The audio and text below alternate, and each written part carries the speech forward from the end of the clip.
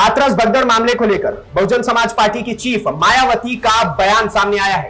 Post share करते हुए मायावती ने लोगों को बाबाओं के अंधविश्वास और पाखंडवाद के बहकावे में ना आने की सलाह दी है। उन्होंने भोले बाबा और उनके जैसे बाकी बाबाओं के खिलाफ कार्रवाई की मांग भी की है।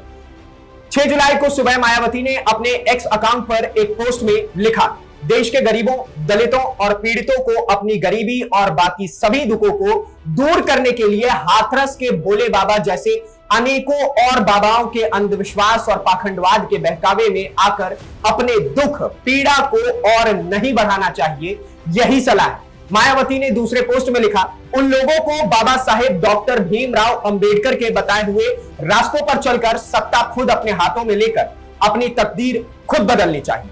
उन्हें अपनी पार्टी बीएसपी से ही जुड़ा रहना होगा, तभी ये लोग हाथरस जैसे कांड से बच सकते हैं, जिसमें 121 लोगों की मौत हुई। ये मौतें अति चिंताजनक है।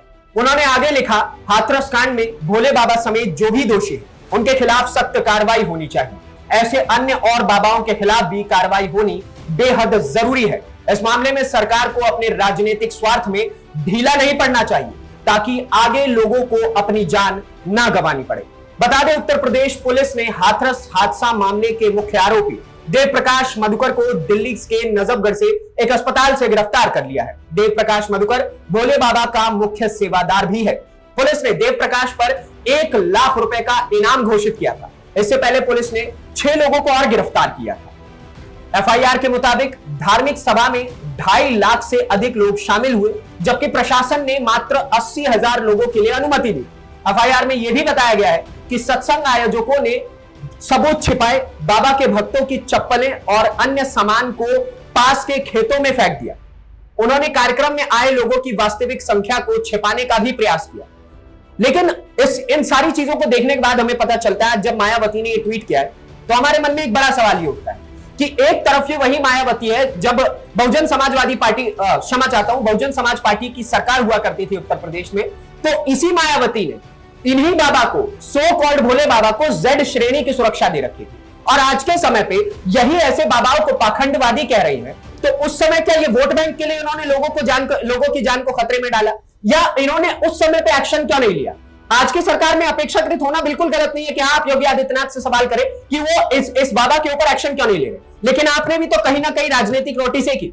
उसी तरफ अगर दूसरी तरफ हम देखें, समाजवादी पार्टी के मुखिया मुलायम सिंह यादव के जो सुपुत्र है अखिलेश यादव साहब, उनका अपना एक अलग ट्वीट चल रहा है। वो कह रहे हैं कि सरकार की इसमें जिम्मेदारी है, सरकार की इसमें जिम्मेदारी है।